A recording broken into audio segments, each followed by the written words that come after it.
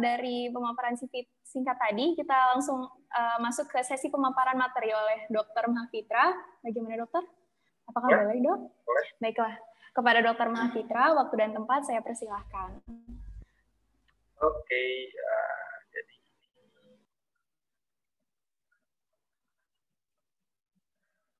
saya share screen ya. Oke, gimana ini Pak? Kelihatan nggak slide saya? Terlihat, dokter. Oke, ini kok dari fotonya saya kelihatan gemuk sekali ya dibanding Intan ini ya. Oke, ya. Assalamualaikum warahmatullahi wabarakatuh. Selamat sore ucapkan kepada Pak Ustaz, teman-teman sobat AMSA ya, Akamedik. Saya pikir dari Akademi Akamedik. Ya, sebelum saya mulai, saya mau mengucapkan terima kasih ya kepada teman-teman AMSA yang sudah berinisiatif mengundang saya ya, dalam kesempatan yang berbahagia ini. Ini Sabtu sore soalnya, Sabtu sore di mana mungkin biasa mahasiswa itu jalan-jalan ya, melepas penat dan seterusnya. Nah, ini AMSA dengan apa namanya ya, cukup berani lah gitu ya mengadakan acara. Saya pikir ini suatu inisiatif yang baik sekali. Jadi waktu Sabtu sorenya kita gunakan untuk sama-sama belajar justru ya, bukan membuang-buang waktu atau apa ya, bisa seperti yang berbahagia. Oke, tanpa saya panjang lebar, jadi kita akan belajar mengenai EKG ya, belajar mengenai EKG. Memang tidak bisa kita belajar waktu mungkin berapa jam gitu ya, dalam satu hari itu tidak bisa. Mempelajari EKG ini mungkin kalau teman-teman tahu mereka spesialis itu sampai 5 tahun kan. Nah, jadi maka saya akan coba bahas di sini sesuai tadi yang disebutkan oleh Intan ya, dan permintaan dari AMSA untuk membahas basic ya, basic dan sedikit mengenai kasus nanti. Nah, saya coba menanamkan materi mulai dari apa namanya sales ya, jadi dari tingkatan sales sampai ke tingkatan klinis gitu. Jadi EKG itu adalah suatu temuan yang namanya canggih ya, itu temuan ya, abad ke-17 orang Indonesia. Jadi penemu EKG siapa? Orang Indonesia. Ya namanya Eindhoven ya. Eindhoven namanya, William Eindhoven. Ya, dia itu memang orang Belanda sih, cuma lahirnya mana? Ya, jadi orang Indonesia sebenarnya Belanda. Numpang ya, boleh nggak tahu. Jadi ini produk kita harus dukung ya. Pokoknya dukung ya kan. EKG juga lokal. Oke, jadi ya. Saya mulai ya. Jadi kita akan belajar konsep dasar EKG, sistem sadapan, interpretasi EKG, dan indikasi klinis. Ini Dokter Intan, saya dapat informasi bahwasannya pesertanya bervariasi ya, mulai dari mahasiswa hingga ke tahap yang klinik ya.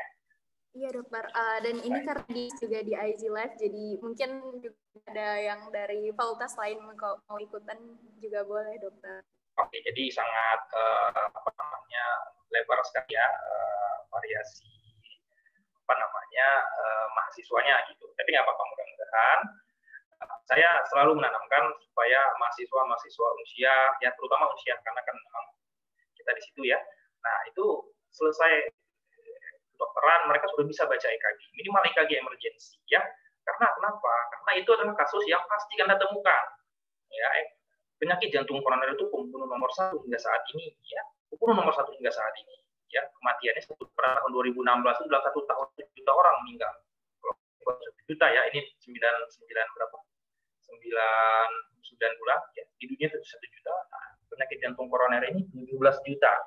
Jadi pasti teman-teman temu ya, jadi nggak boleh dokter nggak bisa EKG. Dalam SKDI pun EKG itu wajib dokter tahu ya. Oke, ya. Nah, ini kita akan belajar mengenai konsep dasar. Nah, kita akan belajar dari mulai apa namanya sel itu tingkat tahap yang lebih lanjut. Oke, nanti Dokter Intan jika ada peserta yang mau nanya, silakan saya diinterupsi ya. Oke, nah ini kita lihat. Ini kalau jantung, kalau belah dadaku kata orang, ya kan? Nah, keluarkan jantungku ya, kayak gini jantung kita sangat ritmis.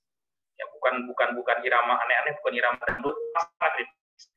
Ya, lihat betapa indahnya ciptaan Allah ya. Nah, kenapa jantung itu bisa berdetak seperti apakah terjadi dengan tiba-tiba dengan kebetulan? Ternyata tidak. Jadi jantung itu bergerak ritmis karena ada ada komponen jantung yang menjamin hal tersebut terjadi. Jantung itu seolah punya baterai. Dia dari kita lahir, dari kita dalam kandungan hingga kita mati. Ya. Jadi organ yang paling awal bekerja dan paling terakhir bekerja. Dia nggak pernah tidur. Jadi sel-sel jantung itu secara umum ada 3. Ini kan terbagi 2 di sini, tapi sebetulnya ya, yang paling banyak pada sel jantung itu disusun oleh sel-sel kontraktil. Ya, kontraktil itu ya yang bertanggung jawab dengan kontraktilitas. Ya, untuk berdenyut seperti gambar yang pertama tadi sampaikan. Dan kontraktilitasnya itu harus didukung oleh sel yang disebut dengan otonim, yang disebut dengan pacemaker. Pacemaker inilah seolah sebagai baterai ya, baterainya jantung. Dia nggak pernah berhenti, nggak pernah sholat. Kenapa seperti itu? Nah, kita coba lihat. Ya, jadi pada sel jantung itu memiliki elektrolit. Nah, ya berbeda di luar sel sama di dalam sel. Perbedaan itu akan menyebabkan adanya gradien. Gradien ini akan menyebabkan adanya aksi. Nah, itu dia istilah-istilahnya. Potensial yang dia sangat dinamis, yang jamin terjadinya polarisasi, depolarisasi. Ya, jadi itu adanya membran bila ada stimulus. Jadi setelah dia sel jantung itu istirahat, namanya fasi. Depolarisasi dia teraktivasi setelah adanya stimulus.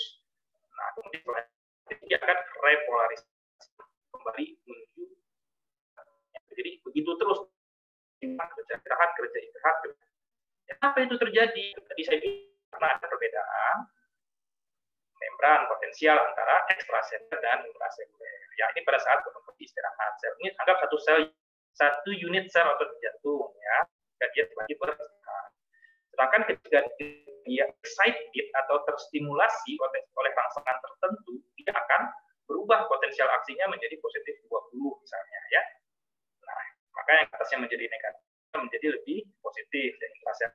Nanti ada terjadi aliran ekstrasel ke intrasel.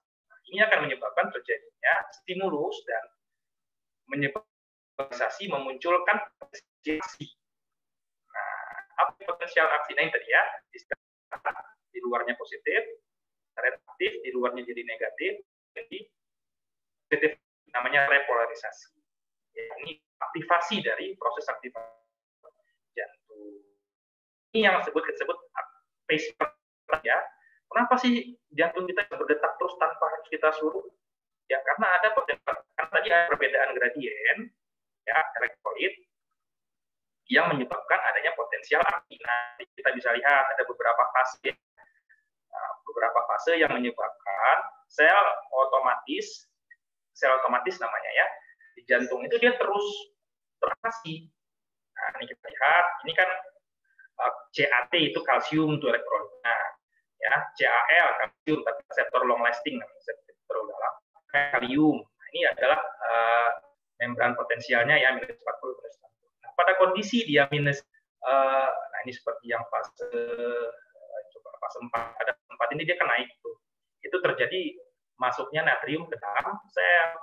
Nah, pada ketika menjadi minus awalnya minus 90 tuh sel, kemudian natrium masuk, natrium kan nah, ketika natrium masuk, sel itu menjadi lebih positif, maka dia dari minus 60 menjadi minus 40.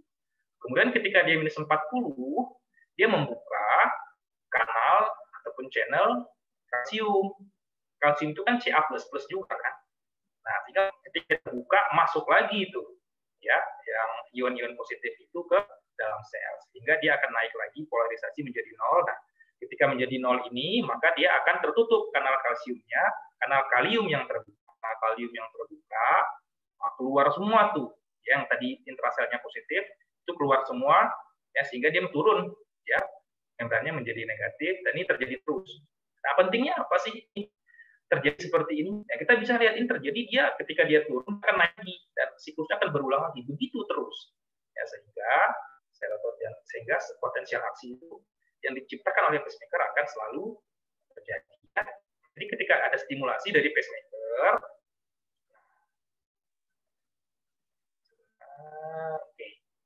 ya, stimulasi ini akan menyebabkan kontraksi sel otot jantung. kontraksinya ini, ya kemudian akan diikuti oleh konduksi. Ya, itu adalah stimulusnya itu akan diteruskan ke sel yang di ya. Kemudian dia akan relaksasi begitu terus sehingga akan terjadi kontraksi jantung. Ini bisa kita lihat gambarnya ya, mudah-mudahan bisa Nah, ya, ini konduksi jantung nih, mudah-mudahan kelihatan gambarnya ya, Pak. Ini sel pacemaker alami kita nih, namanya sinoatrial node. Ya. Kemudian ini adalah AV node, jadi dari bisa kita lihat ya tadi ya, dari cetusan dari SA node akan diarahkan ke AV node melalui berkas-berkas atrium ini. Dari AV node dia akan jalan ya, ini memang konduksi. Jadi akan jalan ke mana? Ke berkas His, kemudian left bundle branch, yang ini ke right. Nah, ini kita bisa lihat begitu. Nah, ya dari AV node ya, si SA node ke AV node, kemudian ke berkas His. Nah, ini ya berkas His. Kemudian dia akan bercabang dua ke bundle branch yang kiri dan yang kanan ya. Nah, aktivasi ini seperti list ini yang saya sebut dengan sel otoritmus tadi, otoritmis. Ya, sel otoritmis. Jadi dia terutama SA node ini dia yang lebih dominan dari yang lain-lain. Ini adalah listrik, kawatnya, kabelnya, sedangkan otot jantung ini dia akan terstimulus jika ada aliran potensial aksi yang melewati jaras otoritmus ini ya. Nah, ya, jadi apa penting belajar itu karena itulah yang tergambar dari EKG. Ketika ya, kita bisa lihat ini kan jantung yang 4 ruangan ya, atrium kanan, atrium kiri, ventrikel kanan, ventrikel kiri ya. Nah, ketika ada dia yang kuning ini kan listriknya nih. Nah, ketika dia kemari, nah baru atriumnya berkontraksi. Atrium yang berkontraksi ini digambarkan di atrium ini. Nah, ketika kontraksi warna merah ya, atrium yang kontraksi ini digambarkan oleh gelombang P pada EKG ya. Kemudian ventrikel kita bisa lihat, yang warna kuning ini darah ya, yang agak kuning ini. Jadi ketika darahnya dipompakan oleh atrium, dia masuk ke ventrikel. Di ventrikel ini, nah, ketika ventrikelnya berkontraksi, memompakan darah, nah itu tergambar di gelombang apa? Nah, kompleks QRS namanya ya. Nah, ketika dikontraksi, coba kita lihat pasti ini ya kan. Jadi ketika ini ventrikel kontraksi, muncullah gelombang QRS. Kemudian ketika ventrikel relaksasi, muncullah gelombang T. Nah, itulah yang kenapa gelombang-gelombang ini muncul? Ya tadi karena ada aliran listrik dari SA ke AV node. Ya, jadi cetusan aliran ini menyebabkan adanya kontraksi otot dan listrik inilah yang direkam melalui EKG. Ya. Nah, jadi bagaimana kita kan temanya kita mengenal PQRST. Nah, mudah-mudahan tadi sudah kenal. Jadi pada gambaran EKG itu akan muncul gambaran seperti ini ya. Ini satu siklus jantung nih. Ada gelombang P, ada kompleks QRS, ada gelombang T, ada gelombang U. Jadi tidak sulit. Ini seperti anak TK aja kita. Kita mulai dari P, kan A, B, C, E. Kita mulai PQRST. Enggak A, B, C, D, E dok. Nah, itu sejarahnya. Ada sejarahnya. Tapi kita bahas di sini ya. Itu terlalu panjang nanti. Ya. Oke. Ini berarti kalau mau mengenal PQRST, ini dia P, gelombang P, QRS, ya kompleks T dan U ya. Nah, jadi gelombang itu menggambarkan depolarisasi dari atrium kanan dan kiri. Ya, segmen PR ya itu dia berupa garis isoelektrik, kompleks QRS, segmen ST dan gelombang. Nah, itu kita bahas satu-satu ya.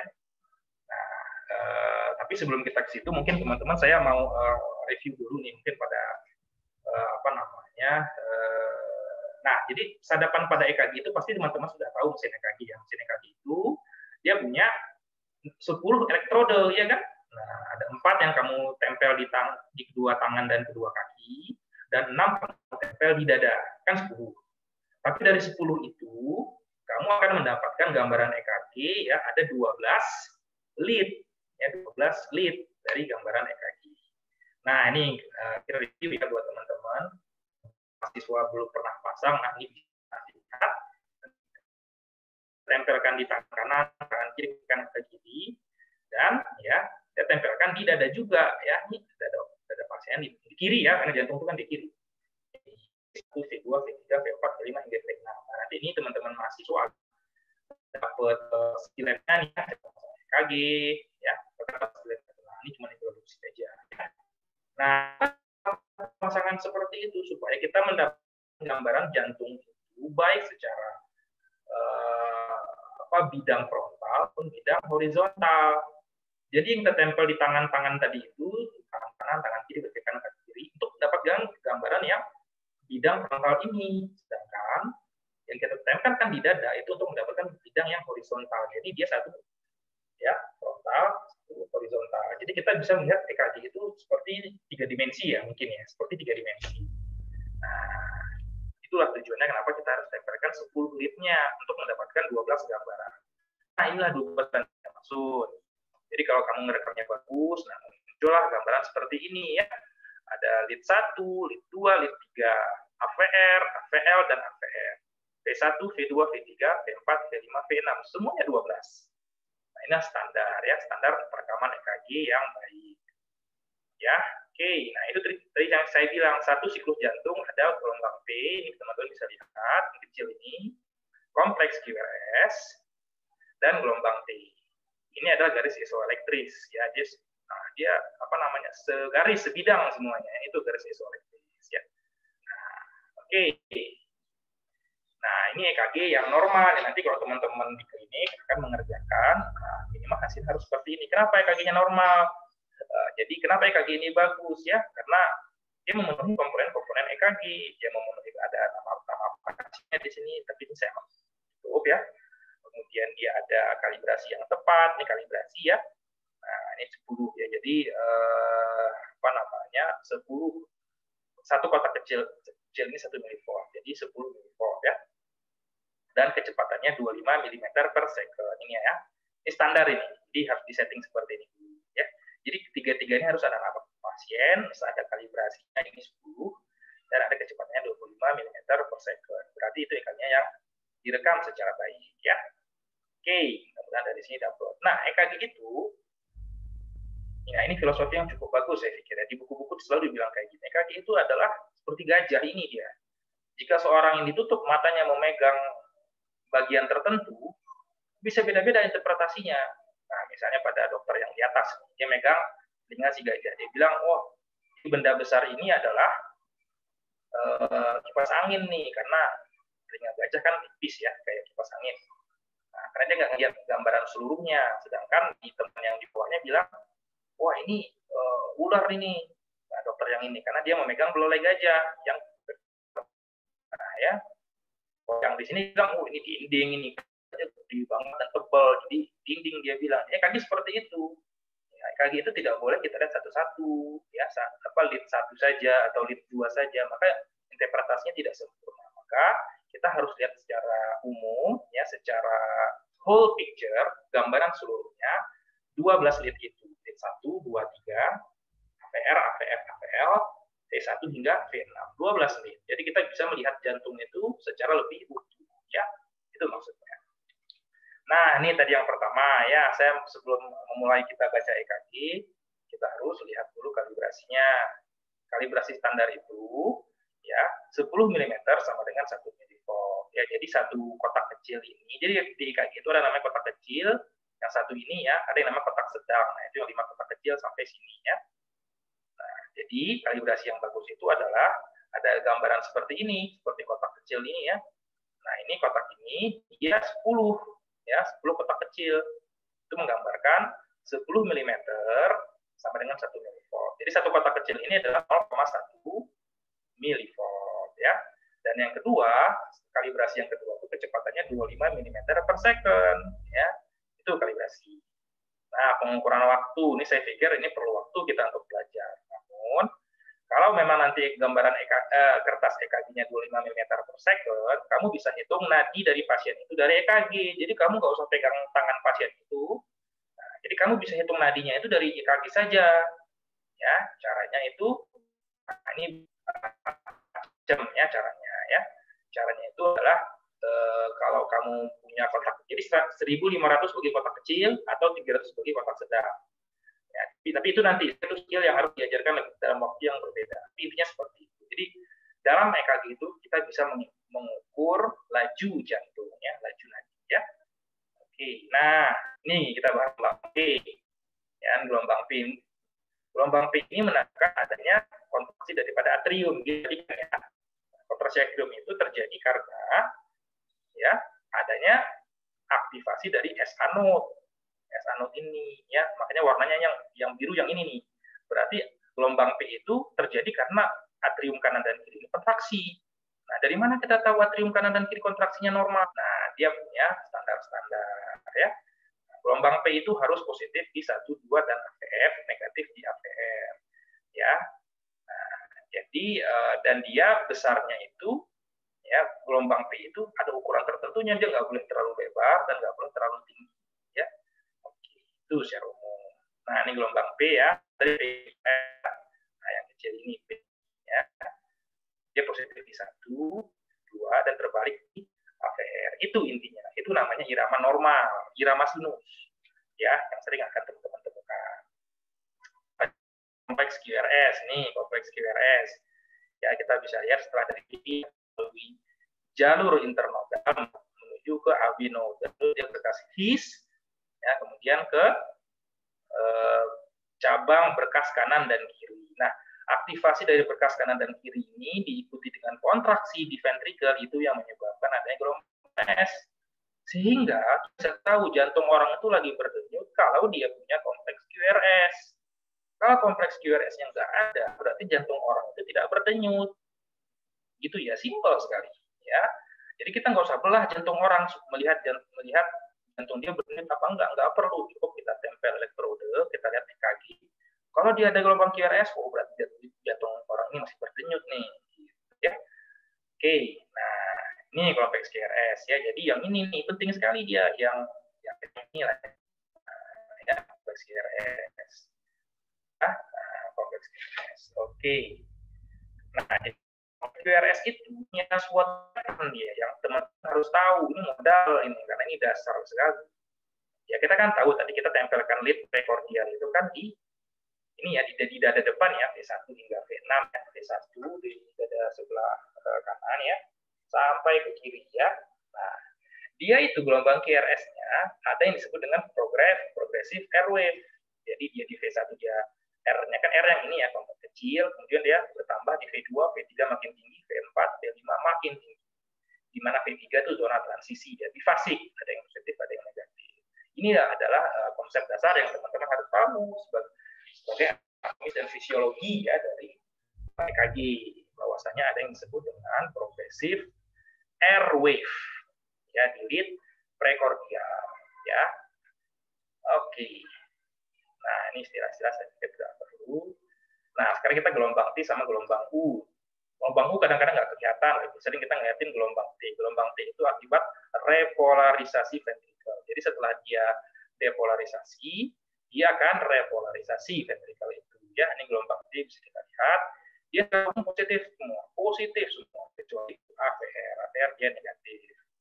Ya, nah, sebenarnya ini ada penjelasannya kenapa, namun saya pikir waktu kita belum banyak ya. Nah, jadi seperti saya bilang tadi, belajar itu memang nikmat. Ya, EKG itu bukan elektrokardiogram aja panjangannya, tapi EKG. Kok gampang gitu. Jadi gampang EKG itu ya. Walaupun sampai sekarang saya kadang-kadang bingung juga masih ya, karena memang ilmu EKG ini sangat dalam. Ya, jadi itu gelombang T ya.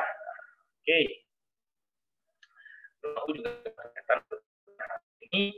Nah, selain kita dalam EKG, selain kita menentukan ada namanya gelombang, tadi gelombang gampang ya, ada gelombang P, ada kompleks QRS, ada T kan gitu. Selain gelombang, kita juga ada mengenal yang disebut interval. Interval penting itu adalah interval dari gelombang P. Kemudian interval PR, interval QRS dan interval QT. Ini yang penting ya. Nah, ini apa sih interval? Nah, ini interval itu. Jadi pertama P interval, ini perlu kita tahu, dia itu dari awal P hingga sampai akhir T ya. Kemudian dari awal P sampai ke gelombang QRS, ini PR interval ya, dia menunjukkan waktu yang diperlukan untuk aktifan, untuk berjalannya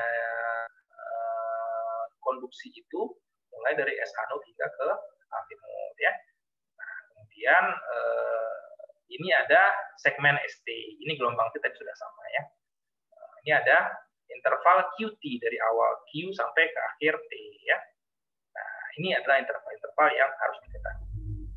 Nah, sekarang kita masuk ke bagian yang terakhir ininya mengenai sistematika membaca EKG. Jadi sebelum ketika kita sudah mengerjakan EKG, tadi kan sudah saya kasih tunjuk ya cara menempelkannya. Nah, ketika sudah terprint, baca kan? Nah, ini kemampuan teman-teman sebetulnya harus bisa membaca. Jadi baca ID pasien, ya, tanggal pemeriksaan, operator EKG, tulis nama yang mengerjakan.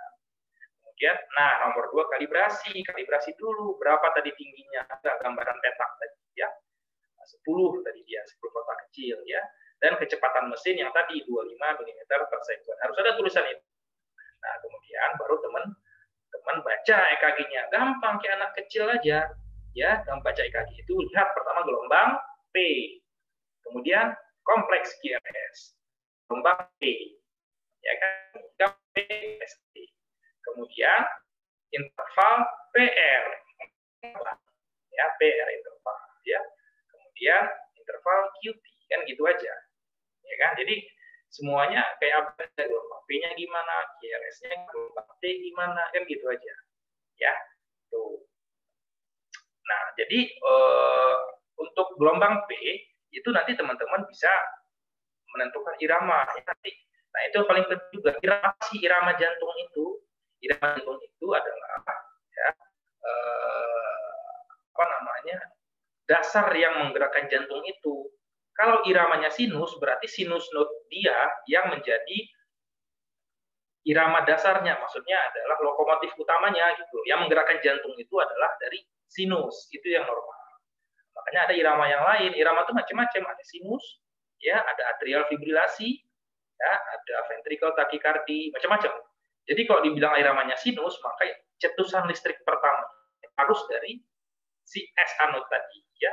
Tapi kalau nanti iramanya disebut ventricle tachycardia, maka iramanya itu yang menggerakkan jantung itu iramanya dari ventricle, itu bukan dari sinus. Itu bedanya.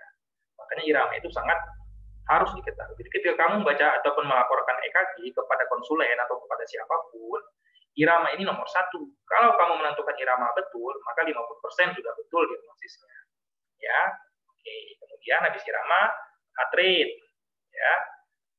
Nah, apakah pasien ini normal, bradikardi atau takikardi? Caranya gimana? Yang tadi saya bilang, ya, dari EKG itu bisa ketahuan dengan cara menghitung 1.500 bagi kotak kecil, R ke R intervalnya ya, atau 300 bagi kotak sedang, R ke R interval. Nanti kita aksis, nah kita nggak belajar sekarang, nanti kita belajar ya. Cuman, nah ini saya bilang tadi, baru kalian identifikasi gelombang P, kemudian interval PR, kompleks QRS, segmen ED, gelombang T, kan gampang ya. Nah, jadi pada akhirnya teman-teman harus menyimpulkan EKG ini apa sih? Nah, itu yang dari dulu saya diajarkan, bacanya itu adalah ilahi. Ya, jadi kamu melaporkannya itu ilahi. Di apa EKG? Ilahi dok. Oh, jangan gitu. Apa EKG-nya? I, irama. L, laju. A, aksis. H, hipertrofi. I, iskemi infark.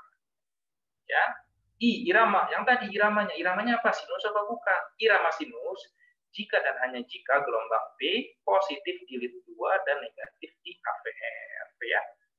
Nah, yang lain-lainnya itu mengikuti seperti gelombang P diikuti KRS, heart rate-nya 60 sampai 100, itu kan ciri-ciri dari sinus, ya. Itu irama, itu harus kamu jawab paling. Jadi apa EKG pasien itu, sinus dok, dengan laju berapa, aksisnya kemana, hipertrofi ya, apakah ada hipertrofi ya, dan apakah ada iskemi atau infark. Nah, gambaran hipertrofi itu bisa dilakukan dengan menganalisis kompleks QRS. Tapi sekali lagi kita itu agak dalam pembahasannya ya, dan sebetulnya kurang nggak cukup waktunya. Kemudian yang terakhir iskemi infark juga bisa kita analisis dari segmen ST dari EKG tersebut. Ya, kenapa hipertrofi iskemi infark itu penting? Karena ya dengan mendapatkan informasi dari situ kita bisa berpikir merencanakan treatment untuk pasien ini. Sebenarnya pasien ini masalahnya apa? Iskemi, infark, ya kan? Nah, apakah iramanya bukan sinus? Apakah itu masalahnya? Nah, itu kelihatan dari EKG. Ya, EKG ini adalah suatu modalitas diagnostik yang sangat dasar dan sangat penting dalam mengarahkan treatment kita. Ya, nah sekarang kita masuk ke bagian latihan kasus ini. Sampai saat di sini, Intan ada yang bertanya nggak dari audiens? Baik dokter, mungkin dok sesuai dengan rundown-nya sebenarnya kita bahas latihan kasus dulu baru ke Q&A atau kira-kira bagaimana dok? Kalau ada pertanyaan boleh, kalau nggak ada saya lanjut ke kasus ini. Kayaknya kita ikut rundown dari panitia aja mungkin ya dok, kita bahas latihan soal, kemudian kita bacakan soal dari IG Live. Boleh, boleh. Jadi kasih, saya buka ini ya. Oke. Ya. Lihat bahasanya sedikit. Nah, kita lihat contoh misalnya kasus. Nah, jadi EKG sekali lagi penunjang ya. Dan yang utama itu sebagai anamnesis dan statistik. EKG, lab, ronsen semua penunjang. Nah, jadi kita sebelum lihat EKG kita baca kasusnya dulu nih ya. Laki-laki 27 tahun datang dengan nggak ada gejala dia nih, no cardiac symptom. Riwayatnya gimana? Dia mau dilakukan operasi lutut ya, segala macam. Riwayatnya dia nggak ada keluhan sebelumnya, nggak ada riwayat-riwayat. Ini kasusnya misalnya. Nah, kita, pasien apa nih kok nggak ada gejala, kok datang ke saya ya? Nah, kemudian kita periksa, tensinya bagus, nadinya oke, pemeriksaan lain bagus, lab-labnya oke, EKG seperti ini. Nah, ayo kita lihat sama-sama ya. Nah, jadi kita lihat seperti tadi, sebelum kita melakukan pembacaan EKG, lihat identitas ya, identitasnya nggak ada kebetulan di sini. Kemudian kita lihat tanggal pemeriksaan dan operatornya ya. Step kedua kita lihat kalibrasi. Nah, ini yang saya bilang tadi kalibrasinya. Ini kan ada 10 kotak kecil ya. Teman-teman mungkin bisa jarang ngelihatnya nih, cuma ya kurang lebih seperti itu ya. 10 kotak kecil berarti ini standar dan ada tulisan 5 mm per second kecepatan kertasnya. Maka ini kali ini standar, bisa kita lakukan pembacaan berikutnya ya kan. Nah, kemudian yang paling pertama apa setelah itu? Irama. Apa sih yang menggerakkan irama? Apa yang menggerakkan jantung dari pasien ini? Itu yang harus kita analisis pertama. Lihat. Tadi saya bilang kata kuncinya itu aja yang cukup. Gelombang P. Nah, ya, ini kita ini gelombang P. Ini kompleks QRS, gelombang P, ya kan? Syarat dari sinus adalah gelombang P dilit 2 positif ke atas positif artinya ya. AVR negatif, AVR negatif ini ya gelombangnya ya. Nah, oke, itu bilang bahwasanya jantung kita ini bikin sangat-sangat cantik gitu. Ya, irama itu sangat cantik diciptakan oleh Tuhan. Kita lihat dari sini ya. Nah, gelombang P-nya bentuknya sama semua tuh, sama kan tuh, sama. QRS-nya pun bentuknya sama. Ya. Ini agak sinus aritmia tapi nggak apa-apa.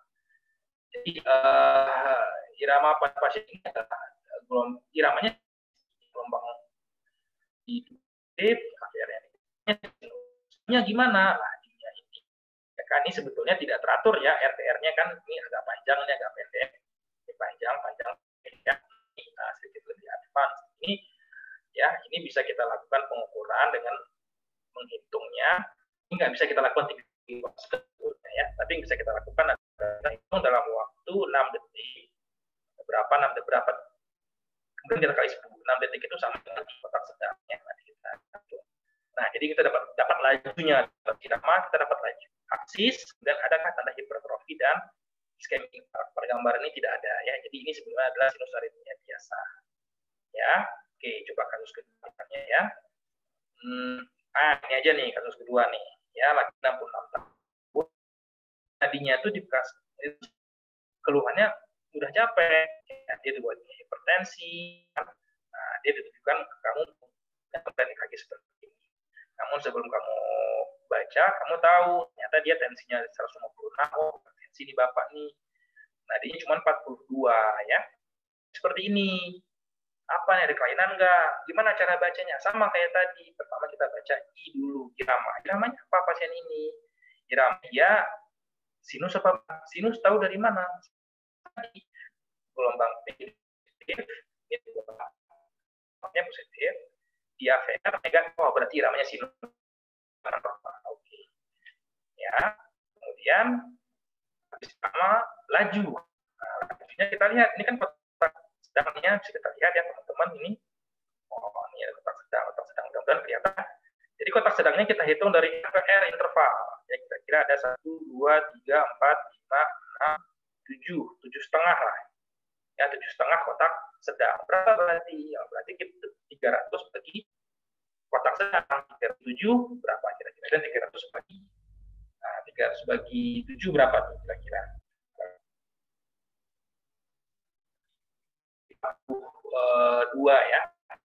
Nah, berarti nadinya sekitar 40 ini ya. Jadi seperti itu. Kita mungkin nggak bisa pas-pas betul hitungnya, namun cara ngitungnya seperti itu. Irama, laju, aksis. Ya, aksisnya pada pasien normal. Nanti aksis kita lihat di lead 1 dan lead APF ya. Kemudian baru kita susur masing-masing gelombangnya tadi. Nah, terutama di lead 2 adalah lead yang paling terhadap jantung ya. Kita lihat gelombang P. Gelombang P normal. Ya, gelombang QRS normal, speed ya. Gelombang T ke atas. Oke. Kemudian kita lihat lagi gelombang, udah lengkap semua ya. Gelombang U kan nggak kelihatan. Di gelombang T kita lihat QRS-nya seperti apa, gelombang T seperti apa. Kemudian kita lihat interval PR. Ini berapa nih? Oh, segini kira-kira 4 kotak kecil, berarti kotak kecil itu kan 0,02 ya. 0,04 ya. Jadi kalau dia berarti 16 0,16 berarti itu normal. Jadi PR intervalnya normal ya. Kemudian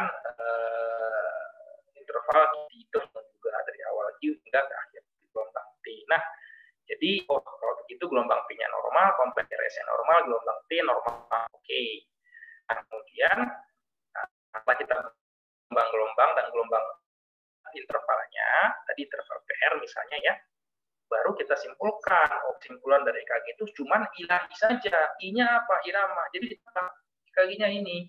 Nah, irama EKG pasien ini adalah sinus ritme, ya kan misalnya. Nah, cuman kan ini dia sinus ritme ya, sinus ritme dengan heart rate-nya rendah, tadi kan cuma 40. Berarti sinus ritme dengan bradikardia atau boleh disingkat bradikardia. Ya, tidak ada gambaran iskemi atau infark itu ya. Nah, kita ke contoh berikutnya. Nah, ya. Nah, ini contoh berikutnya. Apa EKG ini? Ini 1 dulu tetap irama. Nah, coba lead 2. Kita lihat lead 2. Gelombang P-nya mana nih kan? Ke atas apa ke bawah? Ke atas. Lead A, P, R. Pakai mana P-nya? Yang ini kan. Ritmis sekali. Dia 100 ya. Sama. Nah, P-nya ke bawah nih. Nanti dia ini sinus ya. Habis irama laju ya kan, laju dia mungkin dia satu pun R ke interval dengan ini sama ini itu kita ada 2 kotak sedang ya. Jadi rumus mencari heart rate ada 300 bagi sedang diapit oleh R ke R interval ini kan kira-kira 2 itu berarti 300 bagi 2 150. Nah, berarti itu denyut jantungnya 100.000 kali per menit, cepat itu. Ya. Nah, baru irama sinus laju 150 kali. Kemudian baru kita analisis masing-masing gelombangnya. Gelombang P apakah normal, QRS apakah normal, sempit gitu ya, dan gelombang T. Dalam hal ini gelombang P-nya normal, QRS-nya sempit, gelombang T-nya pun positif ke atas normal. Nah, jadi gelombang P, QRS, T normal. Kemudian kita lihat intervalnya apakah interval PR, interval hanya itu saja berdua kan. Nah, jadi normal semua. Kemudian kita cari apakah ada gambaran iskemi atau infark. Iskemi infark itu nanti dari gambaran gelombang ST ya. Nanti kita belajar apa namanya segmen ST. Nanti kita belajar. Jadi pada kasus ini adalah dia tidak ada hipertrofi. Nah, berarti ini sinus ritme dengan takikardi. Bisa kita singkat sinus takikardi. Nah, ya. Tuh contoh berikutnya. Simpel toh? Oke. Nah, caranya ya. Kita lihat kasus yang nomor sebentar ya. Oke. Nah, ini bisa agak nih biar teman-teman paham ya. Misalnya kasus ini, pasien ya klinisnya seperti apa? Laki-laki 71 tahun ya, datang dengan komplain nyeri dada yang sangat berat, ya. Dia punya riwayat nyeri dada sejak jam 4 pagi misalnya, ya, menjalar ke tangan kiri, ya, berhubungan dengan sesak nafas, dia ada muntah, mual dan berkeringat. Waduh, pasiennya sakit dada nih, ya kan? Saat kamu tensi, wah, ya, nadinya 85 kali per menit, reguler, ya, tensi 148/82, lain-lain normal, ya. Kakinya seperti ini, nah, mulai berbeda, ya, mulai agak berbeda. Kita bisa lihat, ya. Tapi tetap apapun EKG-nya tetap harus dimulai membaca dari ilahi, tetap. Jadi ingat EKG-nya, nah, ingat ilahi. Jadi irama, gelombang lihat di lead 2 dan F. Lead 2-nya dia positif, ya kan? Nah, AVR-nya dia negatif. Berarti ini irama adalah sinus. Irama jantung normal, ya, sinus. Nah, laju, ya, lihat boleh di gelombang lead 1 boleh karena lebih jelas, ya. Lead 1-nya dia kira-kira ada 1, 2, 3. Kira-kira ada 3 kotak sedang di situ. Berarti 300 bagi 300 bagi 3, 100. Berarti heart rate-nya pasien ini 100. Irama sinus, nadinya 100. Ya, sinus ritme, kan 100 belum takikardi. Kemudian analisis tiap gelombang P-nya gimana, ya kan? Gelombang P positif, kan positif, berarti normal, ya. QRS-nya juga sempit, ya kan? Kemudian gelombang T, mana gelombang T ini? Nah, ini agak sedikit nih, ya. T ini gelombang T, ini gelombang T-nya ke atas bahkan, ya, maaf, gelombang T-nya ini nih, ke bawah ini, inversi, ya.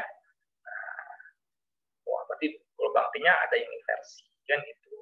Kemudian kita lihat intervalnya, interval PR dari gelombang P ke QRS kompleks. PR intervalnya kurang dari 0,20 second, berarti ini masih normal. PR interval tidak memanjang. Kemudian interval QT nanti harus kita hitung, ya kan? Nah, ini bisa kita lihat ada yang disebut dengan gambaran ST depresi. Apa itu ST depresi? Nah, coba kita kembali ke slide, ya. Oke, ini. Ya, kelihatan ya. Nah, ini yang normal, itu kita tadi lihat namanya isoelektrik pada kasus EKG yang normal, kan? Nah, pada yang nggak normal itu ada disebut dengan elevasi, ada yang depresi, segmen ST. Kita ulangi, ini kan gelombang P, ini QRS, ini interval PR atau segmen PR ini kan. Nah, ini segmen STD. Nah, karena ini adalah ini S, ini T, ya. Nah, jadi ini segmen ST. Segmen ST ini kalau dia di atas dari garis isoelektrik disebut ST elevasi. Dan jika dia di bawah daripada garis isoelektrik disebut ST depresi. Gunanya apa sih? Nah, gunanya ternyata ini deh, ya, setelah diteliti bertahun-tahun.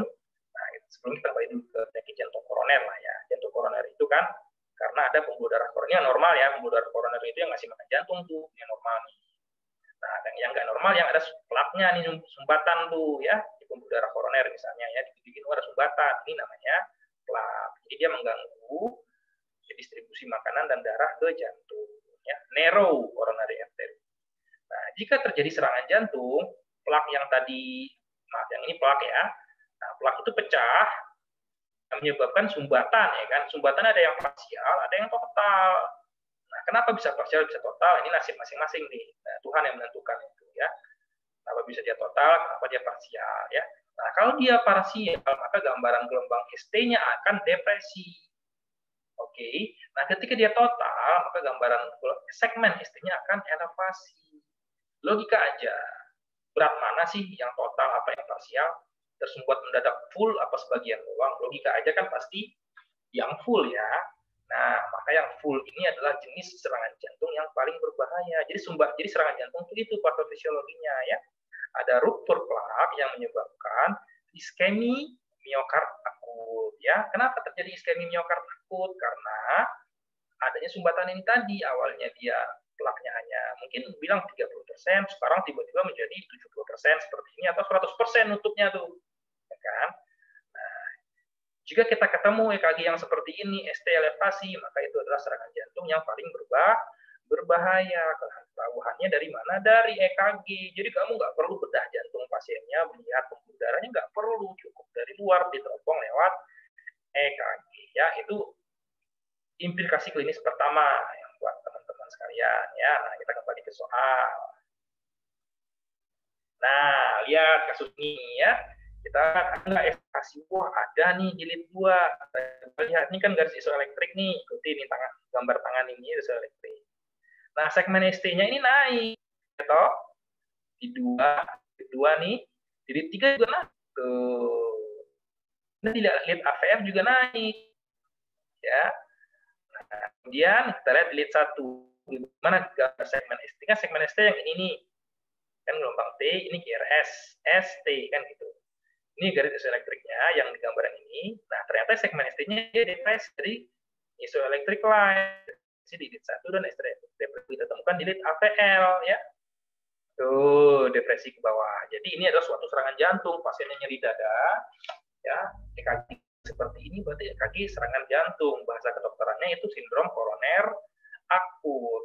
Nah, ya, sindrom koroner akut sangat simpel dengan kamu melakukan 5 menit sudah keluar hasilnya. Dengan melakukan EKG, kamu sudah mendapatkan diagnosis hampir 100% ya. Oke, jadi pasien ini adalah pasien sindrom koroner akut ya. Ada gambaran ST elevasi. Jadi gimana cara baca EKG-nya? Oh ya dok, jadi pasien ini adalah pasien dengan sinus ritme ya, nadinya 100 kali dengan gambaran infark. Nah, gitu cara jelasinnya. Kalau mau lebih spesifik lagi, sinus ritme dengan ST elevasi dok, pilih dan AVF ya. Ini penting sekali. Lokasi dari elevasi ini sangat menentukan nanti kamu jaga di IGD. Menentukan sekali kamu jaga di IGD. Elevasi di lead tertentu akan menyebabkan treatment yang berbeda. Jika elevasinya di AVF, maka obat-obatan yang akan diberikan salah satunya adalah cair. Jika elevasi itu rendah, nanti ada contohnya di bawah ya. Kalau elevasinya di lead V1, V2, V3, V4, V5, V6, di tiganya nggak ada misalnya, yang adanya di anterior ya. Maka yang kamu berikan cairan pasien itu. Justru ini tergantung klinis ya, ya. Yang terkena biasanya adalah ventrikel kiri. Jika elevasinya dari V1 hingga V6, ventrikel kiri fungsinya adalah secara utama memompa darah ke seluruh tubuh. Ya. Maka jadi serangan jantung ataupun SKA di area anterior itu, maka yang terjadi adalah kegagalan pompa jantung. Gagal pompa jantung kiri menyebabkan darah itu tidak bisa terpompa dengan baik ke seluruh tubuh, mengendap dia di paru-paru, ya kan dari paru-paru, atrium kanan ke ventrikel, paru-paru, atrium kembali ke pulmonary vein ke atrium kiri, kemudian ventrikel kiri kan. Jadi kalau ventrikel yang nggak bagus pompanya gara-gara dia lagi kena serangan, nah, maka itu tidak bisa dipompakan dengan baik, numpuk di ventrikel kiri numpuk, di atrium kiri numpuk, di paru-paru pun numpuk, sehingga pasiennya sesek berat. Ya, sesek berat. Maka yang kamu berikan adalah obat-obatan, ya, contohnya mengurangi cairan proses, mengurangi cairan, karena cairannya pada saat itu sebetulnya jumlahnya normal, tapi karena jantungnya kena serangan, perlu kita turunkan cairannya. Itu kan pada kasus ini dia ada elevasi 2, 3 dan AVF, ya itu biasa terkena adalah pembuluh darah kanan. Nah, itu kelebihan EKG ya. Ini bisa secara cukup ya, gambarannya itu menentukan daerah mana yang terkena, darah arteri mana yang terkena sumbat otot. Sehingga nanti ketika kalian melakukan PCI atau pasang, dokter sudah tahu pasangnya di pembuluh darah yang mana. Kan pembuluh darah jantung kan nggak mungkin gitu tebak-tebak manis manggis kan sebelum kita cincin. Nah, dengan EKG ini sangat membantu ya, dia cukup spesifik. Contohnya pada kasus ini di AVF biasa yang terkena itu adalah pembuluh darah dan sifatnya klinisnya berbeda dengan jika yang terkena adalah di lead V1, V2, V3 tadi yang saya sebutkan di awal. Yang terkena adalah ventrikel kanan. Ventrikel kanan kita tahu ya, ventrikel kanan itu kan mendapat darah dari atrium kanan, mendapat darah dari vena cava kan. Nah, vena cava kan adalah pembuluh darah balik dari seluruh tubuh. Jadi pasiennya itu datangnya ya biasanya berbeda kondisinya dengan yang pembuluh darah kiri secara klinis pasti berbeda. Dia datang dengan tensi yang rendah. Kenapa? Karena darah yang dipompakan dari kanan, dari seluruh tubuh, nggak bisa naik ke atas. Ya, nggak bisa naik ke pulmonari arteri, nggak bisa kembali ke pulmonari vena, ke atrium kiri, ke ventrikel kiri, nggak bisa. Sehingga darah yang masuk ke jantung kiri sedikit. Karena sedikit, pompanya pun menjadi sedikit darah yang keluar aktif output, sehingga tensinya rendah. Nah, beda presentasinya. Jika dia yang terkena elevasi 3 AVF, itu nanti tensinya pastinya rendah. Kenapa? Justru cairan, ya kan? Berbeda dengan yang tadi ya saya ceritakan ketika elevasi di V1, V2, V3, yang mana kamu harus keluarkan cairannya. Nah, itu salah satu gambaran aja supaya teman-teman bisa terus ya. Bagaimana EKG ini ya tadi kita bahas, bisa kita pelajari mulai dari sel hingga ke tataran bedside di klinis ya. Oke, ini adalah gambaran ST elevasi ya, teman-teman jangan sampai lupa gambaran ST elevasi ini kemampuan dokter umum ya. Ini adalah mungkin kalau SKDI-nya 3A atau 3B ya, kamu bisa identifikasi dengan betul dan kamu tata laksana segera rujuk ya, atau kamu bisa juga kamu kerjakan sendiri nanti ya. Oke, kemudian ini contoh berikutnya. Oke, nomor. Nah, ya. Nah, sama ini ya, kita lihat apa EKG-nya ini, lihat klinis pasien ini. Ya, laki-laki datang dengan keluhan, perempuan, umur 76 tahun ya. Severe chest pain, nyeri dada berat. Oh, datang kamu nyeri dada berat nih. Biasalah anamnesis, kan. Ya, kemudian oh, tensinya 180. Ya, nadi, oke. Ya, lihatnya apa EKG-nya. Juga EKG-nya nih ya, kamu lihat. Tetap apa EKG-nya? Jangan aneh-aneh, tetap ilahi. Ingat EKG, ingat Tuhan ya. Bukan berarti pasiennya mau ke Tuhan, itu bukan, tapi ilahi maksud saya ya. Irama, apa iramanya? Selalu lihat di lead 2. Lihat gelombang P-nya. Oh, ke atas, positif. Oke. VR gimana? Gelombang P yang ini. Nah, yang ini, oh ke bawah, negatif. Oh, sinus. Simple kan? Kok gampang. Gitu. Jadi irama sinus. Laju sekarang laju. Kita bisa lihat RKR intervalnya berapa kotak setengah. 1, 2, 3, 4. Oh, 300 bagi 4. Unatnya 75 kali. Oke. Jadi laju aksinya apa ya? Nah, hipertrofi nggak ada. Kemudian iskemik ya.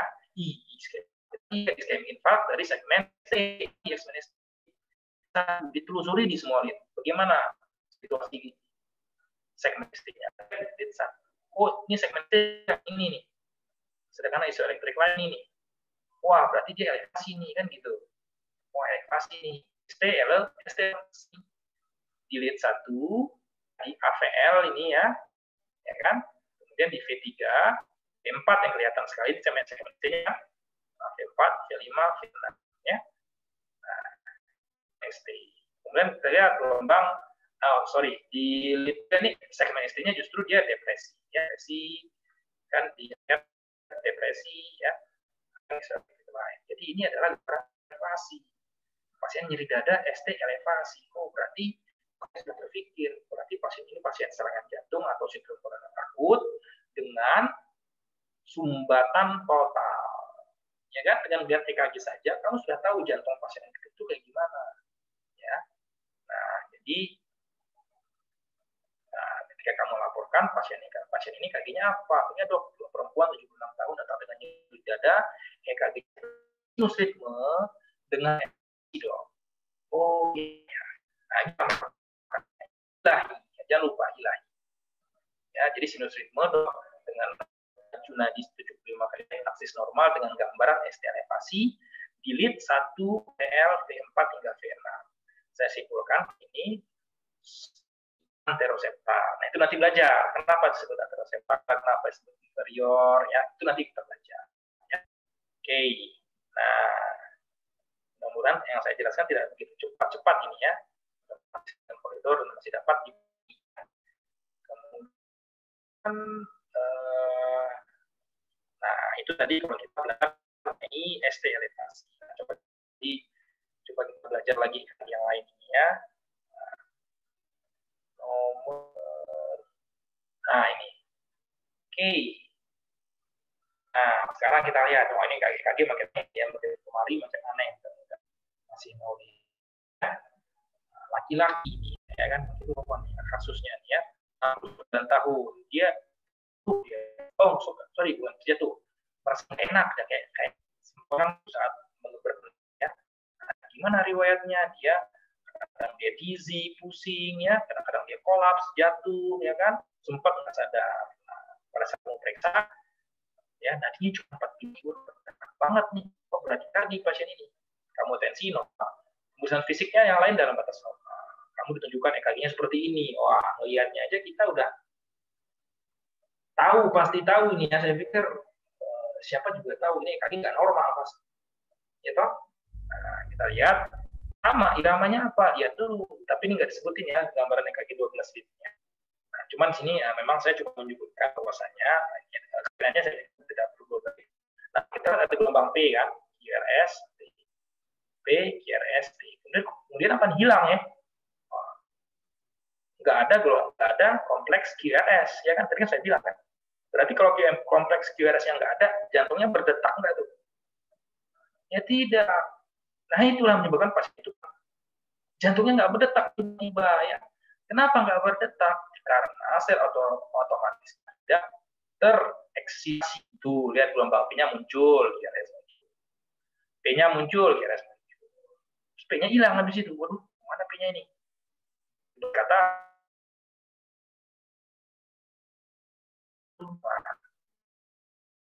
karena P-nya nggak ada ya QRS-nya pun nggak ada. Ya kan? Nah, ini nanti disebut sebagai ini apa? Sinus ares namanya. Jadi iramanya irama ini sinus dok, tapi sinus ares. Ya, gitu.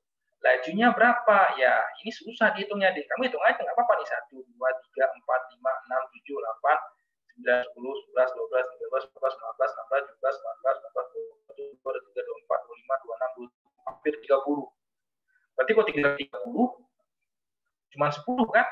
Nah, berarti denyut jantung itu berhenti 30 0,4 berarti 12 detik dia nggak berdetak jantungnya. Kamu bayangin jantung tidak selama detik, wow bahaya tuh deh. Jadi karena apa namanya, karena itulah jadi tidak sadarkan diri. Ya, nah, itu contohnya. Kemudian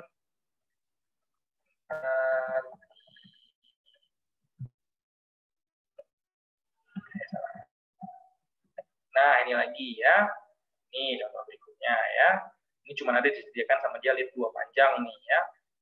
Kasusnya perempuan 86 tahun, dia singkup, pingsan pasien, pingsan dia. Kamu periksa, ternyata tensinya bagus, 188/60, nadinya wah kok cuma 32 kali kamu hitung, wah mungkin ini menyebabkan pasien itu pingsan ini ya kan. Yang lain-lain kemudian kamu diberikan gambaran EKG seperti ini, apa iramanya kan gitu ya.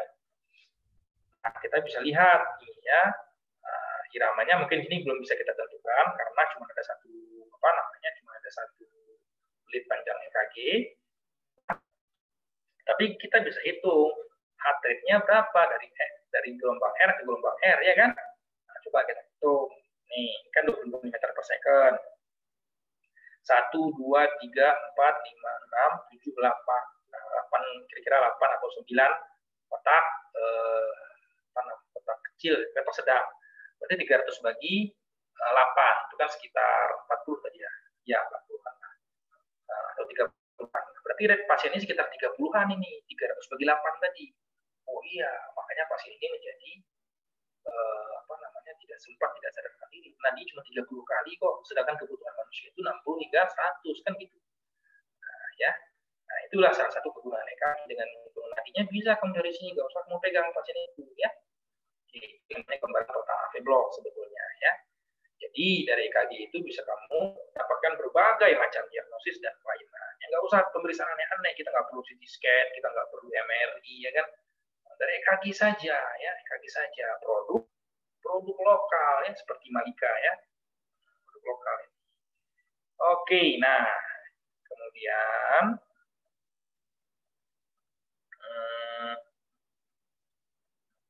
Nah, dulu. Nah, ini mulai aneh-aneh nih ya. Kita mulai aneh-aneh, nggak apa-apa. Ya, menurut saya, ya harapan saya mahasiswa semuanya itu lebih familiar dengan EKG ya, nggak apa-apa. Ini contohnya misalnya irama, EKG kayak gini mata udah jelimet sendiri kan. Tuh, mana gelombang P itu? Wah, gelombang P nggak ada. Ya pasti iramanya. Apa ya? Pasti bukan ya. Jadi apa? Nah, ya R-nya tuh. Ya, nih R. Jalannya ya kan? Lebar-lebar. Ini namanya kompleks yang lebar tuh kayak gini. Ya, lebar, berarti nggak normal. Jadi nanti kamu pas dokter umum, masuk dokter bedah, ya seperti ini aja, karena kamu sudah mengerti dasar. Jadi mudah-mudahan kamu yang gini nggak bingung lagi. Nah, ini kan irama yang berarti ini ada koordinasi dengan Parkinson White namanya. Jadi kita nggak baca ya. Nah, tapi yang penting sudah tadi kompleks QRS ini, regularitas dari EKG dan seterusnya. Ya. Nah, gelombang P-nya dia gelombang dia ini gelombang P-nya ada 3 nih. Tuh, satu kompres. Jadi bentuknya G ya. Nah, ini disebut dengan irama pater. Irama atrial pater. Dari mana sih? Karena nggak kayak gelombang sinus kan gitu. Gelombang sinus dia cuma satu, positif di lead 2, negatif di R. Tapi kalau ini dia P-nya gaji ya. Namanya atrial pater ya. Oke. Kemudian wah, ini lebih gila lagi nih ya. Tuh, pasien kamu 63 tahun ya. Riwayat nyeri dada. Tuh, pas ketemu EKG, awalnya bagus nih. Cuma gelombang B, ada GRS ya. B, GRS, B, GRS, B, GRS. Kemudian dimulai konslet. Tuh, lihat pasiennya konslet tuh. Ya, irama kayak gini tuh. Nah, kita bisa lihat di ujung sini gelombang QRS-nya mulai hilang kan. Nah, itu tadi gelombang QRS. Berarti nggak ada gelombang QRS, jangan pasien ini jantungnya nggak berdetak tuh. Nah, itu berarti ini gawat darurat. Kalau jantung nggak berdetak itu gawat darurat itu. Ya, jadi apa? Sinus kemudian berubah menjadi ventricular tachycardia, kemudian menjadi fibrillasi. Nah, nanti kita itu binatang apa sih ventricular tachycardia, ventricular fibrillasi, kita saja. Ya, setelah ini saya tunjukin kakinya dulu. Ya, nah ini kayak apa nih, ya kan? Nah, apa ini? Ya pasti bukan sinus, gelombang P-nya aja nggak jelas gimana? Ya, seperti gunung ya, kompleks S, ya. Nah ini ventricular tachycardia. Ya. Jadi gelombangnya itu pencetus utamanya bukan dari S-node yang di atas jantung tadi yang saya sebutin, bukan, tapi dari ventrikel yang di bawah. Ventrikelnya ini bukan adanya nama di ventrikel yang akhirnya dia menjadi irama dari jantung tersebut yang mengendalikan irama itu loh. Mungkin tahu musik ya, kan ada yang namanya lead rhythm ya kan, lead yang irama yang apa ya istilahnya itu, irama yang dasari ya dari gerakan jantung. Dan ini bukan dari sinus tapi dari Inggris seperti. Nah ini cuma sebetulnya memang saya pengen jelaskan di sini bahwa ya, EKG itu sangat bisa banyak sekali variasi ya patologi klinis, patologi jantung itu bisa tergambar dari EKG. Ya, itu yang pengen saya sebutkan. Kalau saya ketemu dulu kita gelombang P, GRS, tapi mungkin kita ketemu gelombang seperti ini di setting. Ya, tapi jangan khawatir, semua ini bisa dipelajari. Nah, ini sebelum saya tutup, ini saya mau share satu lagi. Ini tadi ya. Ini kita sudah masuk ke implikasi klinis. Tadi ya atrial fibrilasi selama ini namanya atrial fibrilasi yang tahu ya itu Itu karena kenapa perlu tahu? Karena atrial fibrilasi ini tuh pertama jadinya stroke. Nih ada gambarnya ya. Normal kan kayak gini jantung tadi ya, RSD. Sedang atrial fibrilasi terjadi kekacauan, terus listrik di atrium nggak jelas, ya sangat berjauhan, kadang berdekatan, jadi nggak reguler. Efeknya apa? Ya, jadi karena aktivasi atriumnya bukan dari sinus, maka di sini ada statis pembuluh darah, kita bisa lihat ya. Nah, ada gumpalan darah yang kanan ya, dari sini dia terbang kemari, kemudian ke pembuluh darah arteri ke aorta, kemudian ke arteri karotid sampai ke otak. Sumbatan yang kecil ini kan trombus sama trombus ya. Nah, nyumbat ke otak itu. Nah, itu harus tahu irama mahasiswa kedokteran harus tahu yang irama henti jantung ya. Irama henti jantung ada yang namanya VT, ventricle tachycardia, ada ventricle fibrilasi, ini sistol, jantungnya tidak berdetak sama sekali. Ini salah satu contoh dari gelombang PH ya. Pulseless ventricle. Itu orang henti jantung itu berarti jantungnya nggak bergerak deh. Itu iramanya cuma 4 ini aja. Ya, cuma namanya. Dan ketika kamu menemukan irama yang 1 dan 2, kamu sebagai yang jika kamu bisa melakukan pelaksanaan yang tepat, 1 dan 2 ini akan berubah menjadi irama yang sinkron. Ini terjadi di jantung tuh, lihat tuh jantungnya tuh berdetak, nggak ada regularitasnya, nggak ada ritmisnya. Apa yang kayak bawah bapak ini kejadian tuh. Tiba-tiba berhenti kan tuh berhenti ya. Sistol habis itu. Waktunya nggak lama deh, cepat sekali. Jatuh-jatuh. Nah, kenapa? Karena jika jantung berdetak kayak gini, itu nggak ada regularitas, output ke otak pun sangat, sehingga pasiennya menjadi tidak sadarkan diri, jatuhlah dia dari kamar mandi, jatuhlah dia di tengah.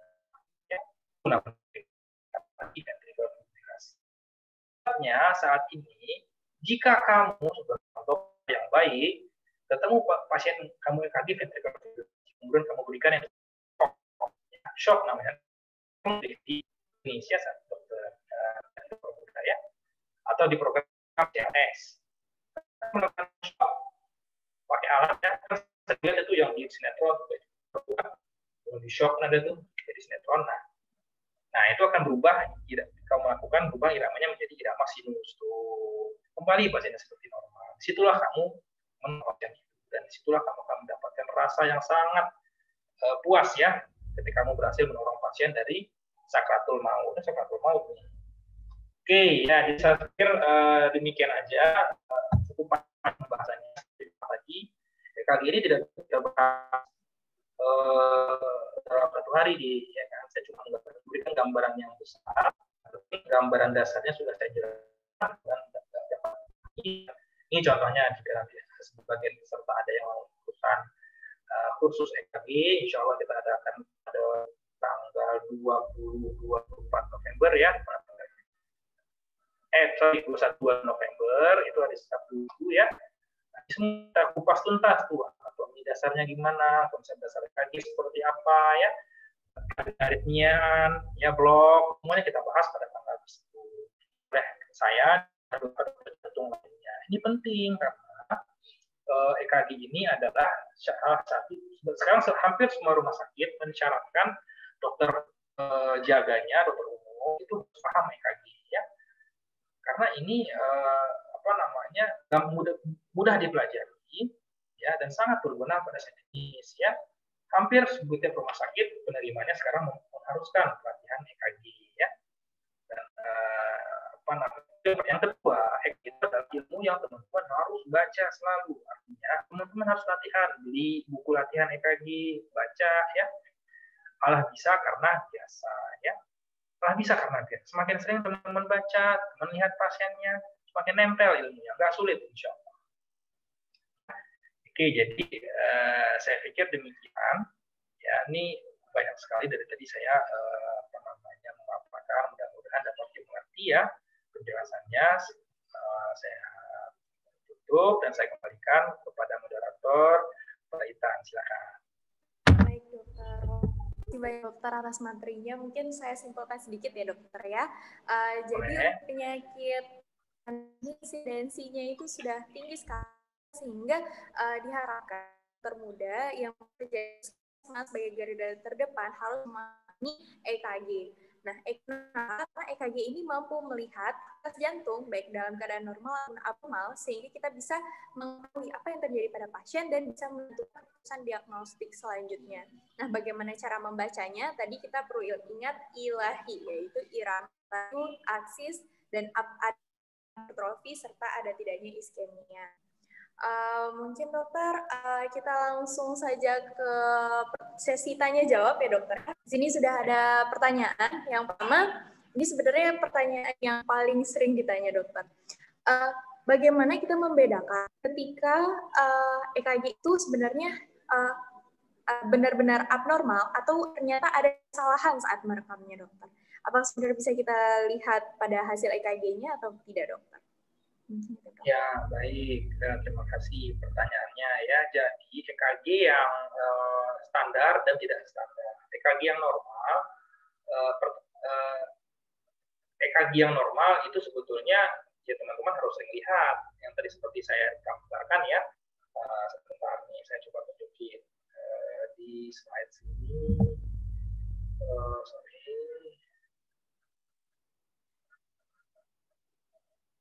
Nah, ini contoh EKG normal ya, gelombang P. Jadi dia tidak sulit sebetulnya dikenali. Biasanya di gelombangnya tadi ada gelombang P, ada gelombang QRS, ada gelombang T, dan dia rata-rata positif ke atas. Jadi 1 positif, 2 positif, 3 kadang positif, seringan positif, ini negatif. AVR, AVL ya, AVF, P1, P2, P3 tadi airway progression ya. EKG normal. Jadi memang harus sering dilihat. Sedangkan EKG tidak normal. Ya, dengan sering melihat EKG normal, saya pikir pasti akan lebih gampang, tapi yang disebut dengan EKG tidak normal. Ya, misalnya EKG-nya kebalik. Nah, EKG kebalik, ya, itu kan EKG nggak normal juga, jangan saya salah pasang kan gitu. Maka gambarannya itu tidak akan jadi seperti ini. Gambarannya itu nanti dilihat satunya gelombang QRS kompleks QRS ini akan negatif defleksi ke bawah.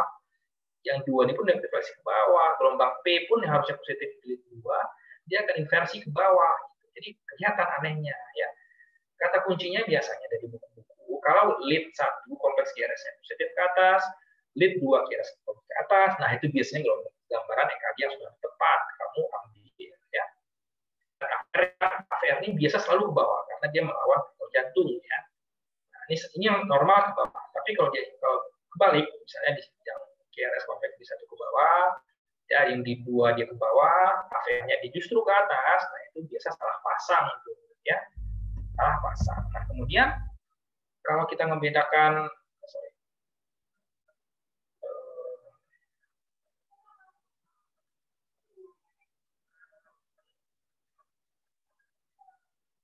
ya, jadi kalau seperti tadi, kalau EKG seperti ini, gampang sekali setelah teman-teman melihat EKG yang normal, melihat EKG kayak gini pasti wah nggak normal dok, ya kan?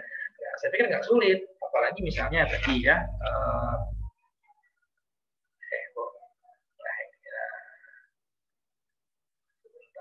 mana tadi? Nah, misalnya, nah kayak gini ya kan? Saya pikir nggak sulit melihatnya pasti normal. Regularitas, ya kan? Gelombang P, QRS-nya ada kemudian hilang, ya kan? Jadi, tapi tetap kuncinya adalah semakin sering melihat EKG, ya kan? Nah, maka semakin mudah untuk menentukan mana yang normal, mana yang tidak normal, ya. Itu mungkin Intan. Baik, dokter. Terima kasih banyak, dokter. Mungkin kita langsung ke pertanyaan selanjutnya ya, dokter. Ini pertanyaan dari Instagram oleh Taya. Ditanyakan, terima kasih banyak atas bimbingannya. Saya Taya izin bertanya, apakah ST depresi itu hanya bermakna untuk iskemik pada jantung? Apakah bisa terdapat dengan keadaan normal, dokter? Oke, terima kasih.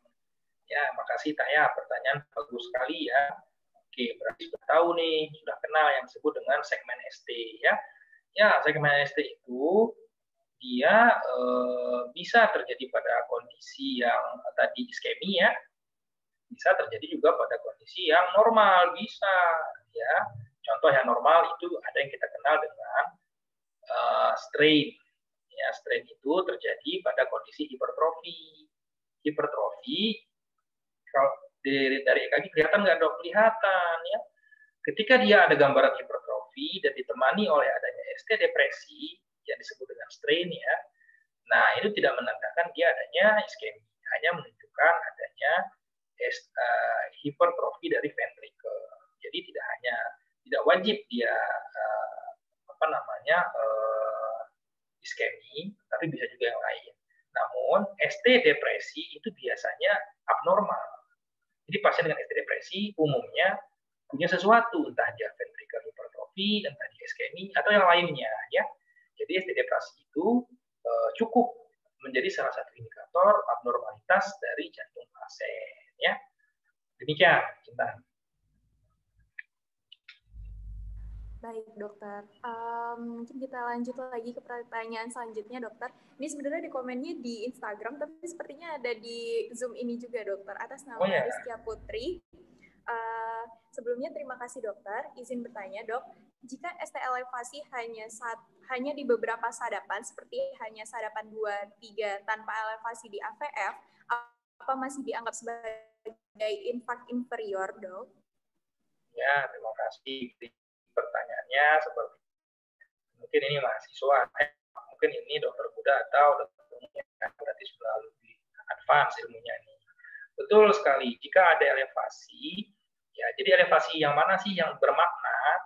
Elevasi yang 2 atau lebih, sesuai dengan itu apa? Urutan 2-3 urutan dengan AVF, 2-3 AVF, ya itu sekuensnya. 1 APL, V5, V6, itu sekuensnya ya. Itu didapat dari mana? Bukan dari hafalan itu sebetulnya. Itu ada arah vektor jantung yang bisa kita logikakan, tidak perlu dihafal ya. Ya, jadi kalau 2 itu kan dia dari kanan ke bawah, 3 kan? 3 itu kan dari kiri ke bawah. AVF itu kan ke bawah. Jadi inferior. Itu arah vektornya. Jadi bagus sekali saya pikir pertanyaannya. Yang disebut dengan ST elevasi myokard infark itu jika ada elevasi di lebih dari sama dengan 2. Ya, jadi kalau dia ada di 2 dan 3 elevasi berarti STEMI inferior. Ya, STEMI inferior. Nggak mesti 3 ya. Apalagi memang dalam mendiagnosis STEMI itu selain elevasi, tadi kan sudah saya sebutkan di contoh ya, ada ST depresi di lead yang lain, itu disebut dengan resiprokal sebetulnya. Jadi kalau kita menyebutkan, pasien ini serangan jantung dok STEMI. Nah, apa yang menguatkan kita? 1, jika ST elevasinya lebih dari 1 lead, kayak tadi kan, minimal 2 lead, ya 2 atau 3. 2 boleh, 3 lebih boleh. Jadi kalau di 2-3, boleh kita sebut dengan STEMI, boleh. Apalagi jika ada gambaran resiprokal ST depresi di lead yang lain. Nah, itu semakin menguatkan kita mendiagnosis pasien itu STEMI. Ya. Begitu, Dr. Rita. Dokter, semoga menjawab ya Rizkia Putri. Kalau belum mungkin boleh langsung open cam juga untuk ngomong, kalau untuk langsung tanya juga boleh. Mungkin kita lanjut ke pertanyaan selanjutnya, dokter, dari @hidayatul zayana di Instagram juga ditanyakan. Dokter, terima kasih banyak atas bimbingannya. Saya Yana izin bertanya, bagaimana batasan dari aritmia jantung, dokter? Apakah jika hanya terdapat takikardi pada EKG sudah dikatakan dengan aritmia atau tidak? Mungkin itu, dokter. Baik, pertanyaan yang bagus ya, mengenai definisi ini berarti ya. Jadi aritmia itu secara umum ada 2, takiaritmia dan bradiaritmia ya. Nah, jadi bisa nggak dia rate-nya normal tapi aritmia? Bisa juga ya, bisa juga. Jadi aritmia itu kan berarti sinus kan gitu. Ya, jadi kalau punya bukan sinus, nah itu macam-macam. Ya, nah seperti tadi yang saya sebutkan, ada yang disebut dengan atrial fibrilasi, itu kan aritmia juga. Jadi aritmia itu bukan hanya masalah lagi, tapi masalah iramanya. Ya, atrial fibrilasi bisa itu tadinya itu 80 kali per menit, bisa kayak bisa, tapi dia iramanya bukan irama sinus, ya berarti dia aritmia.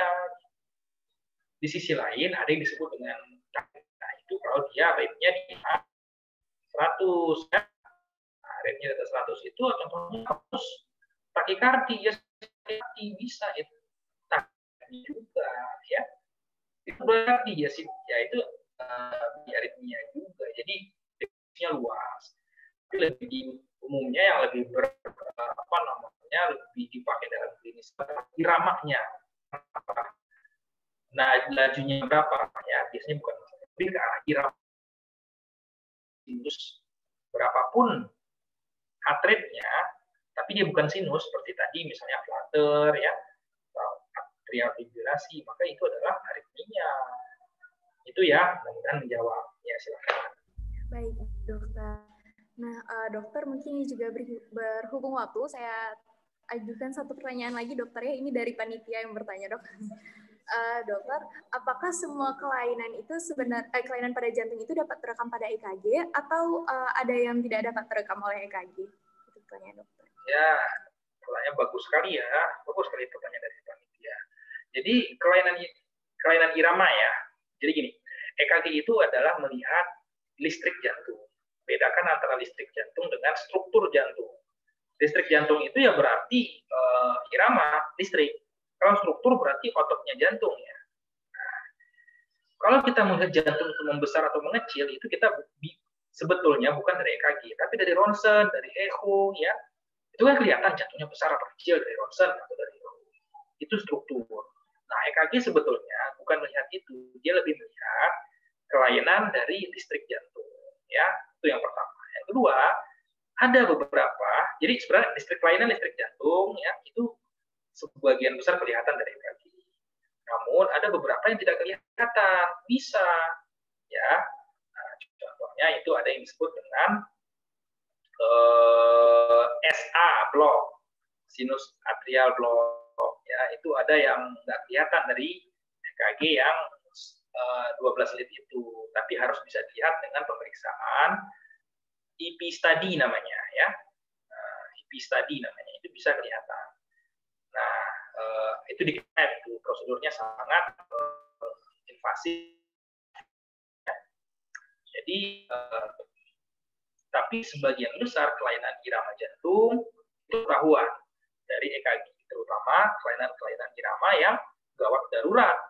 Itu hampir semuanya ketahuan dari EKG. Seperti tadi ya, ventricular tachycardia, ventricular fibrilasi, serangan jantung, itu kelihatan. Sebagian besarnya kelihatan. Sebagian kecil tidak kelihatan. Ya, begitu ya. Bukan itu. Nah, baiklah dokter, mungkin juga sudah akhir waktunya.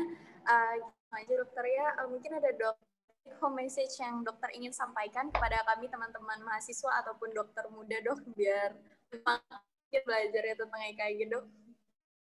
Ya, sebagai statement, EKG itu pemeriksaan jantung yang sangat sederhana namun memiliki diagnostik yang tinggi. Skill membaca EKG bukan milik spesialis, tapi milik dokter. Ya, milik dokter.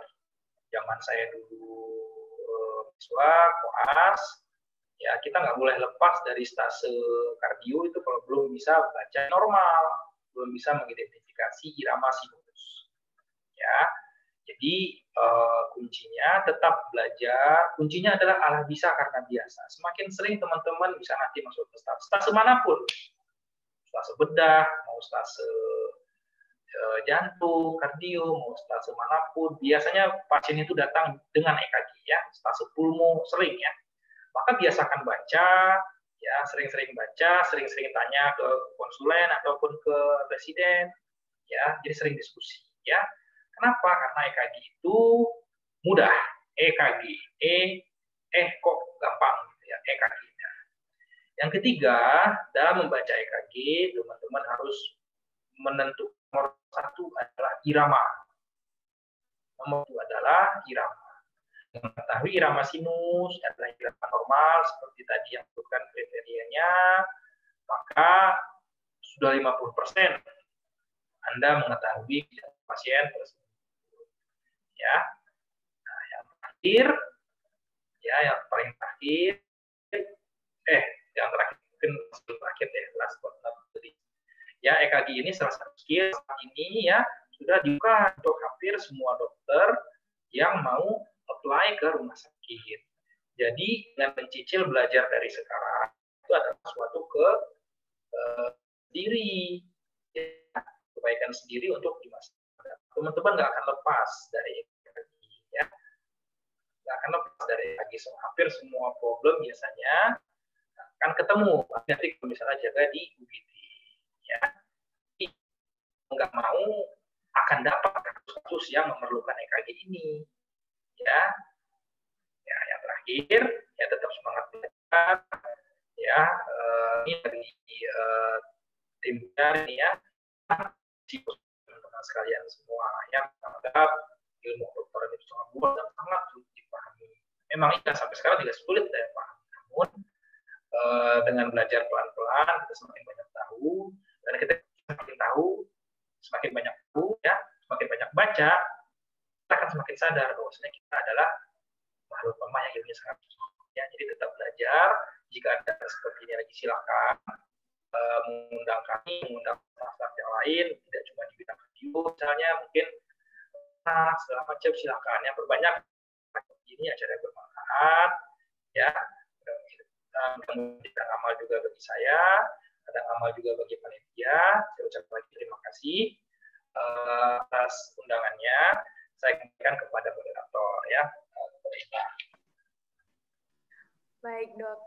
Mungkin yang saya paling teringat, Dok, singkatan EKG. Kok nggak? Semoga nanti ke depannya saya bisa mengucapkan itu ya, Dok, waktu baca EKG. Iya. Dokter, mungkin sebelum kita menutup, foto bersama dulu ya, Dok. Boleh. Mungkin pada panitia boleh hidupin kameranya juga nih, sama-sama dengan teman-teman yang lain kita foto bersama.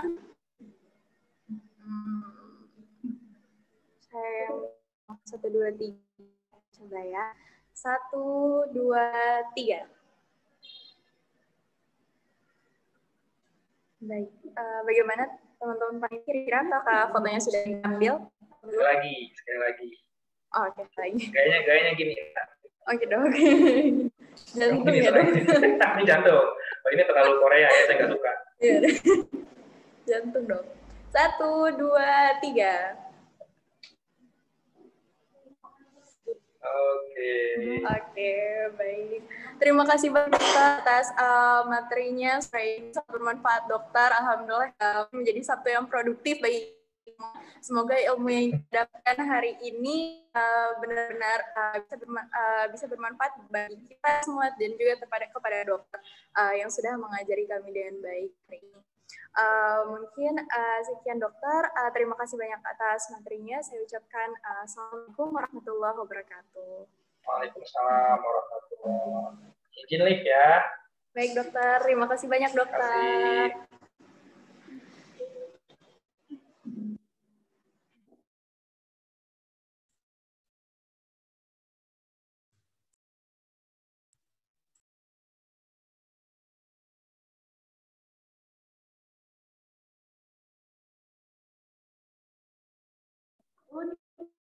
Baik, saya live ya, teman-teman. Assalamualaikum.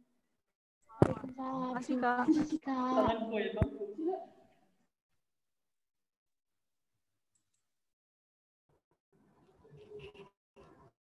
Live ya, teman-teman. Terima kasih.